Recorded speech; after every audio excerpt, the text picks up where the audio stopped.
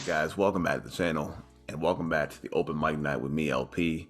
So by now, typically, after a Cowboys loss, I'm over it. I'm kind of back and moving on to the next game, but the Bucs loss kind of sat with me. And it has because I feel like with that game, they didn't do all they could to win that game, and they didn't try to win that game and put all their eggs in that particular basket for week one. As I said before, they did a lot of marketing and promoting that game, and they came out very flat. And I do think a lot of that came to the front office, not committing to trying to help Dak Prescott in every way possible. Just based on their game plan, their personnel, it just felt like they weren't trying to help Dak, and they kind of were very conservative in trying to win that game in particular. And Dak Prescott, by the way, is now hurt. So the team now faces a uphill battle and a tough task in avoiding being 0-2 and possibly a lot worse than that. So in this week, we have a team that's a contender, let's say. They're potent. They have an offense. They can score. It is the Bengals. So they come in this week against the Cincinnati Bengals, who the Bengals, by the way, last week played a very hard game in overtime against Pittsburgh. A game that they probably should have won, but they did show some cracks in their armor. So tonight with some short news and notes, I'm going to go over.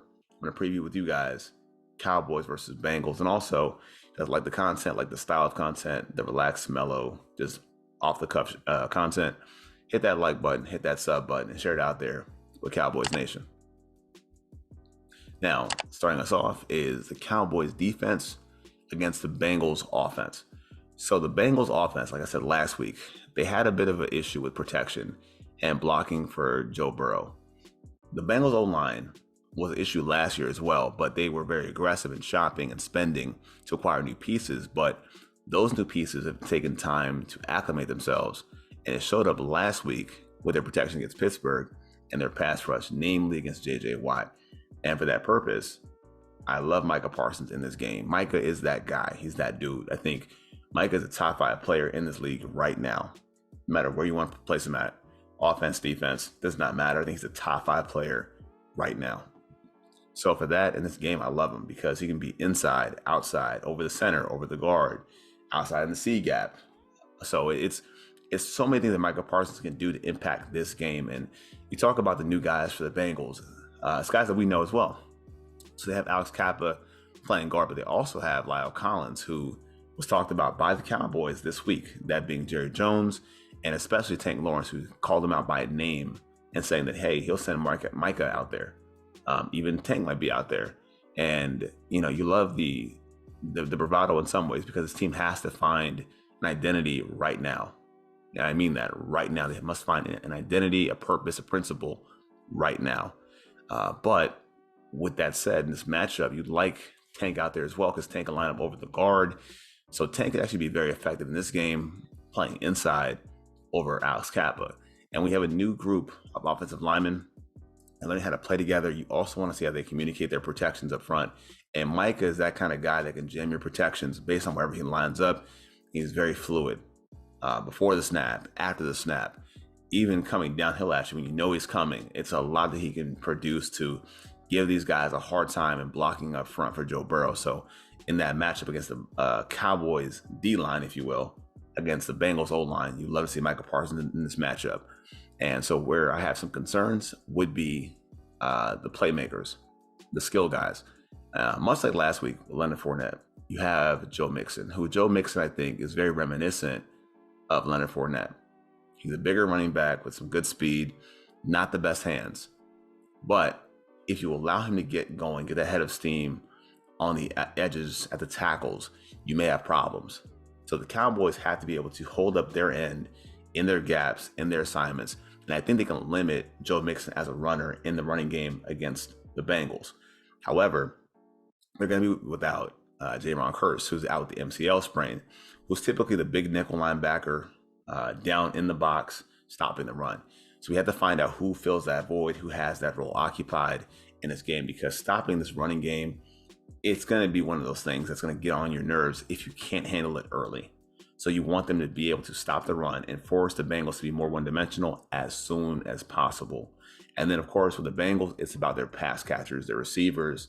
I'll start with Tyler Boyd, who I think is a slot specialist. He's a guy that can get up the field in a hurry, especially down the seams in that deep third. So you want to make sure that you have somebody who's going to occupy him and keep him from making big plays over the middle. And that's where a guy like Jordan Lewis comes into play. Jordan Lewis is a guy that's with Cowboys fans, they either hate him or they love him. But it doesn't matter on Sunday. He's got to find a way to limit Tyler Boyd and limit his peskiness, if you will, of making plays on third down, getting open across the middle of the field, and being a reliable target for Joe Burrow. And of course, we have to talk about Ja'Marr Chase. Ja'Marr Chase is that guy. He can be anywhere at any given moment. He can line up no matter where you want him at. So guys, Jordan Lewis, be ready for him as well, but especially with Trayvon Diggs. You want Trayvon Diggs to be committed, to be focused, and just play the assignment. Play the assignment, because Ja'Marr Chase can be very explosive.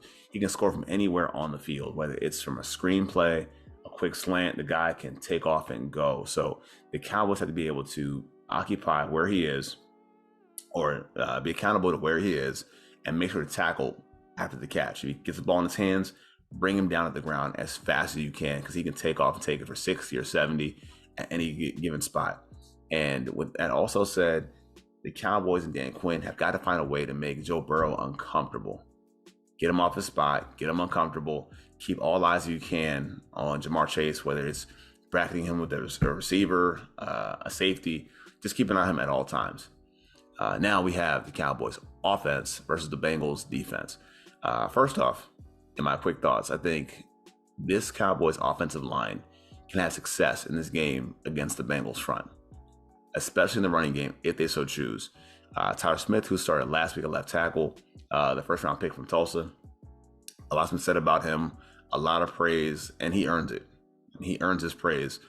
I think with him, you like the power in the running game, but what I liked against Tampa last week was how when he was in pass pro, he was able to always reset his hands inside the framework of the jersey, inside the body. Nice and clean, nice and focused football, clean football left tackle. This week is going to be a challenge and a chore against Trey Hendrickson, who I believe is a very good player who's not talked about very much. Kind of reminds me of Max Crosby from the Raiders, but a high motor, a guy that can get to the quarterback almost whenever he wants to. He's a very, very, very good player. But my concern as well is going to be on the other side of him with Terrence Steele. So I've talked about a lot of Terrence Steele and not been happy with Terrence Steele from last week. But we have to bear in mind that Jason Peters is not going to play in this game. It sounds like he's ramping up a little bit, but he's not going to play in this game. So the best you got right now is, again, Terrence Steele, who you had to trust to be a lot better than what he played last week as far as penalties. So you're going to have Tyler Smith, Terrence Steele, and also on the inside, a new guy is going to be Matt Farniok. It looks like with Connor McGovern, who will not play with a high ankle sprain, you now have Matt Farniok as your starting left guard. And that's something to watch out for as well, because the Bengals have two guys in the middle that are very strong and can move you out the way. That's DJ Reader and BJ Hill. So there's power in the middle of that Bengals defensive line that could impact this game. And one play that I wanted to spotlight on the Bengals is their linebacker, the weak side linebacker, I believe, Logan Wilson. Logan Wilson, I think, is an emerging linebacker in this league, a guy that can play with some speed, can cover, can make plays in your backfield if you let him. I think Cooper Rush has to know where he is at all times to not let him impact the game and not let him get in your backfield, but also know where he is in coverage. The last thing you want to do is give up an easy interception from a lurking linebacker like Logan Wilson. So keep a quick spotlight, I think, in my mind, on linebacker number 55, Logan Wilson. And then, speaking of which, Cooper Rush. So Cooper Rush was talked about a lot this week, and he will be talked about a lot for the next few weeks for a lot of different reasons based on his performance. But my guy, Mike Crum, at CD Piglet on Twitter, also over at Cowboys Wire, posted an article today in his keys to the game, and he made a great point about the Cowboys not exposing Cooper Rush and thrusting the game upon him. And I like what Mike was saying, but at the same time, I kind of disagree with that. And here's why. The weakness of this team, the Bengals, in their defense is their secondary, namely a player like Eli Apple.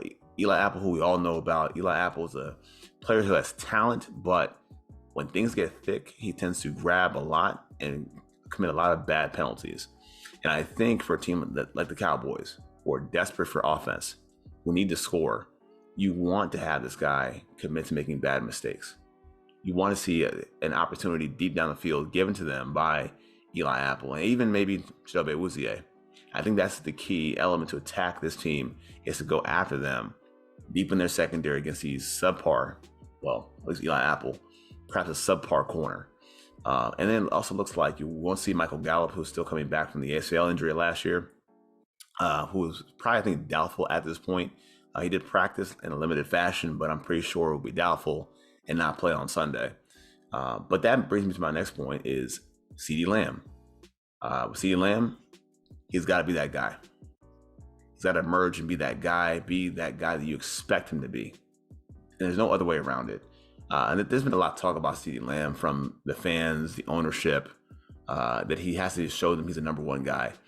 To me, it doesn't matter anymore. It doesn't matter. Whether you want to compare him to guys around the NFL like Jamar Chase, you want him to be Justin Jefferson, or whoever the case is, it doesn't matter. CeeDee Lamb, enough talk, enough conversation, enough doubting. Just bring it. Just come out there and bring it and show what you got, because in this game, you must have CeeDee Lamb be a guy who has his prints all over this game. And that means him getting deep down the field, having the Cowboys open up the offense more than last week and giving themselves a shot down the field to try to contain or control the middle of the field and open up opportunities for guys like Dalton Schultz, perhaps, and being able to move the sticks by moving the safeties up higher, deeper down the field, opening the underneath for guys like Dalton Schultz, maybe Jake Ferguson, whomever, Noah Brown, whomever. And then the way I see it as well is Zeke. Zeke in this game will be a key component in this game, not only running the football, but also in pass protection.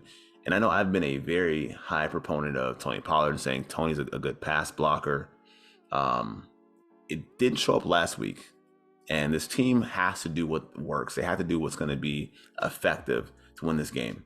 And that means playing Zeke in a lot more snaps, where Zeke has a much higher snap share than Tony Pollard. So be it. It is what it is.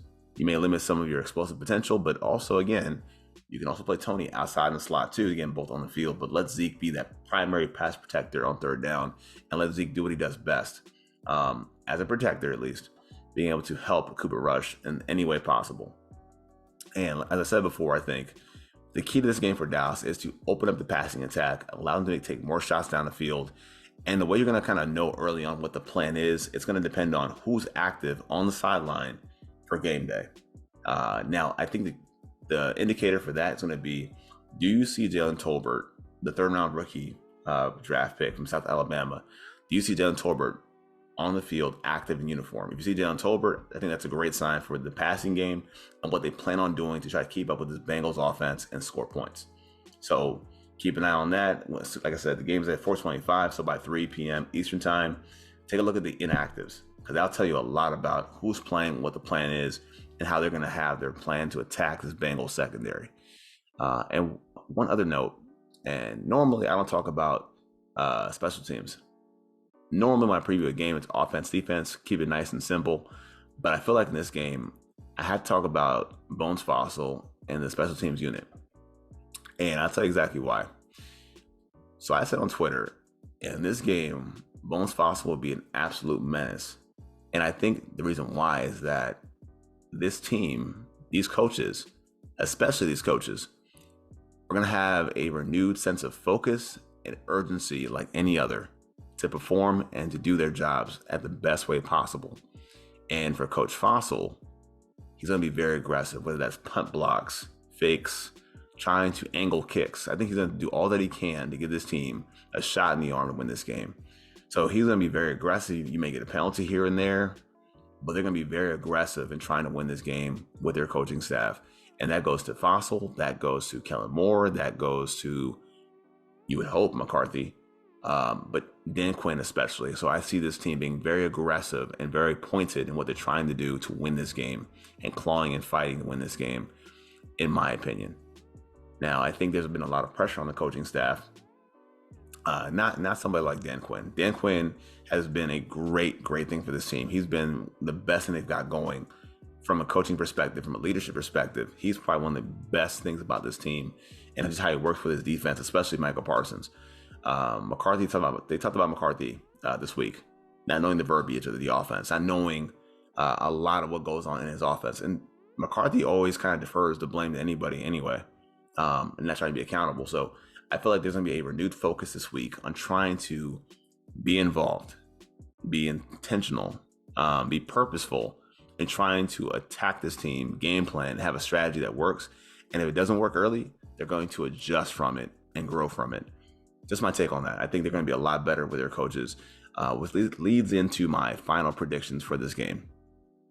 So in this game, given this new sense of urgency, this new approach, this back against the wall almost a week 2, I think that pays off in a big way. And the Cowboys find a way to pull this game out, and they win the game by a score of 23-20.